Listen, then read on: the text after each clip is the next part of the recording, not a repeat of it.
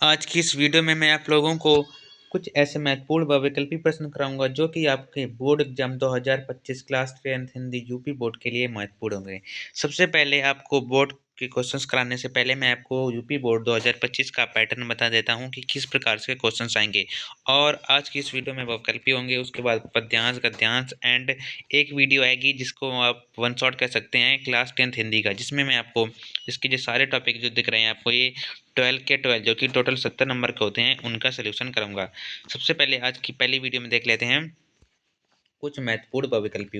अगर आपने अभी तक कुछ भी नहीं पढ़ा है तो भी आपके लिए वीडियो बहुत ही कारगर साबित होगी। सबसे पहले आपको पहला क्वेश्चन आ जाता है आपके सामने,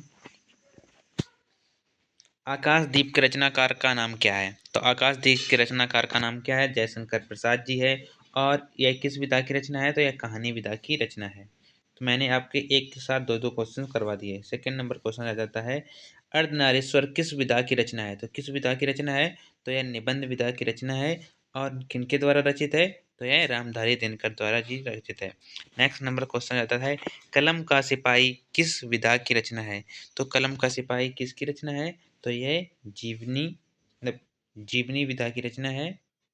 और किनकी रचना है?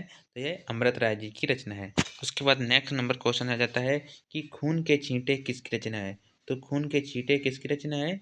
वह सर उपाध्याय जी की। और किस विधा की आधारित है? तो यह उपन्यास विधा पर आधारित है। उसके बाद नेक्स्ट नंबर क्वेश्चन आता है, किसी एक नाटककार का नाम लिखिए। तो नाटककार बहुत हैं पर जयशंकर प्रसाद भी नाटककार एक हैं प्रसिद्ध, और इनकी एक रचना क्या है? चंद्रगुप्त। और चंद्रगुप्त किस विधा की रचना है ये आप लोगों को हमें कमेंट बॉक्स में बताना है। किसी एक आलोचककार का नाम लिखो। आचार्य रामचंद्र शुक्ल कौन है? एक आलोचककार। और इनकी एक रचना कौन है? रसमीमांसा। ठीक है। नेक्स्ट नंबर क्वेश्चन, किसी एक आत्मकथा विधा के लेखकों का नाम लिखिए। आत्मकथा विधा के लेखक तो बहुत सारे हैं बट गुलाब राय उनमें से एक हैं, और इनकी एक रचना है मेरी असफलताएं। हिमाचल की पुकार किस विधा की रचना है? तो हिमाचल की पुकार नाटक विधा की रचना है। और किसकी रचना है? तो यह जयशंकर प्रसाद जी की रचना है। Next number question, Jayprakash Bharati ji की रचना है। नेक्स्ट नंबर क्वेश्चन, सूरज का सातवां घोड़ा किसकी रचना है? तो सूरज का सातवां घोड़ा किसकी रचना है? धर्मवीर भारती जी की रचना है। और किस विधा पर आधारित है? यह उपन्यास विधा पर आधारित है। नेक्स्ट नंबर क्वेश्चन, हिंदी साहित्य का इतिहास किसकी रचना है? तो हिंदी साहित्य का इतिहास किसकी रचना है? तो यह आचार्य रामचंद्र शुक्ल जी की रचना है। और किस विधा पर आधारित है? तो मतलब किस विधा पर आधारित नहीं है, और यह मतलब आचार्य रामचंद्र शुक्ल जी की चिंतामणि एक रचना है। और चिंतामणि किस विधा की रचना है ये आप लोगों को कमेंट बॉक्स में बताना है। उसके बाद नेक्स्ट नंबर पर आ जाते हैं कि इंद्रजाल किसकी रचना है? तो इंद्रजाल किसकी रचना है? तो जयशंकर प्रसाद जी की रचना है। और किस विधा पर आधारित है? तो यह कहानी विधा पर आधारित है। विचार विधि के रचनाकार कौन है? तो कौन है? आचार्य रामचंद्र शुक्ल जी हैं। और ये किस विधा पर आधारित है? तो यह निबंध विधा पर आधारित है। नेक्स्ट नंबर क्वेश्चन आ जाता है हमारा कि आवारा मसीहा किस विधा पर आधारित है? तो किस विधा पर आधारित है? तो यह जीवनी विधा पर आधारित है। और किसकी रचना है? तो विष्णु प्रभाकर जी की यह रचना है। मेरी असफलताएं किस विधा पर आधारित रचनाएं हैं? मेरी असफलताएं आत्मकथा विधा पर आधारित रचनाएं हैं। और किसकी रचना है? तो बाबू गुलाब राय जी की रचनाएं हैं। नेक्स्ट नंबर क्वेश्चन आ जाता है, लहरों के राजहंस के लेखक कौन है? तो लहरों के राजहंस के लेखक हैं मोहन राकेश। और किसकी रचना है? तो यह नाटक की रचना है। मैं आपको बिना टाइम वेस्ट करे सीधे आपको कोशिश करवा रहा हूँ, क्या बोलूँ क्या याद करूँ किसकी रचना है? तो हरिवंश राय बच्चन जी की यह रचना है। और किस विधा पर आधारित है? तो आत्मकथा विधा पर आधारित है। नेक्स्ट नंबर क्वेश्चन, नीड़ का निर्माण फिर किसकी रचना है? तो नीड़ का निर्माण फिर किसकी रचना है? हरिवंश राय बच्चन जी की रचना है। और किस विधा पर आधारित है? तो आत्मकथा विधा पर आधारित है। मैला आंचल किसकी रचना है? तो मैला आंचल फणीश्वर नाथ रेणु जी की रचना है। और यह किस विधा पर आधारित रचना है? तो उपन्यास विधा पर आधारित रचना है। अतीत के चलचित्र के लेखक का नाम क्या है? तो क्या है? महादेवी वर्मा जी है। और महादेवी वर्मा जी की एक रचना है रेखाचित्र। और यह किस विधा की रचना है ये भी आपको बताना है। नेक्स्ट नंबर क्वेश्चन है हमारा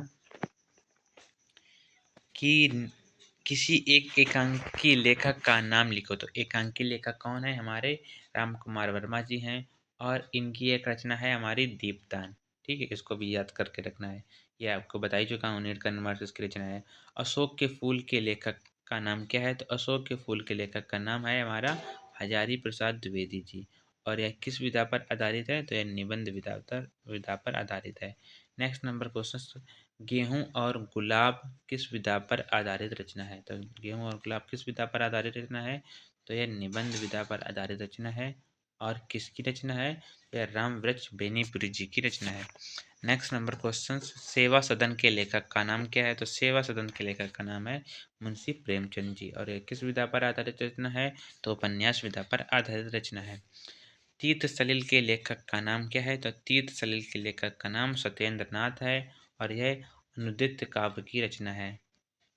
हिंदी गद्य साहित्य के जनक कौन है या किसे माना जाता है? तो भारतेंदु हरिश्चंद्र जी हैं। तो हमारा है विश्व साहित्य की रूपरेखा के लेखक कौन है? तो विश्व साहित्य की रूपरेखा के लेखक हमारे भगवत शरण उपाध्याय जी हैं। और यह कृति विधा की रचना है। सॉरी, कृति विधा की रचना नहीं है, यह कृति इनकी रचना है, भगवत शरण उपाध्याय जी की। रस मीमांसा कृति के रचनाकार कौन है? तो रामचंद्र शुक्ल, उपन्यास विधा की रचना। त्याग पत्र के लेखक कौन है? तो कौन है? Jainendra Kumar. And last one हमारा है दीपदान के लेखक कौन है? तो राम शंकर वर्मा जी हैं। और यह किस विधा की रचना है? तो एकांकी विधा की रचना है। आई होप ये वीडियो आपके 20 क्वेश्चंस में से लगभग आपके 5 से 6 क्वेश्चंस इसी से आएंगे। आने को तो 10 भी आ सकते हैं, ठीक है, मतलब 4 से 5 तो क्वेश्चंस आ ही जाएंगे इसी से, 4 से 5। बस आज की वीडियो में इतना ही।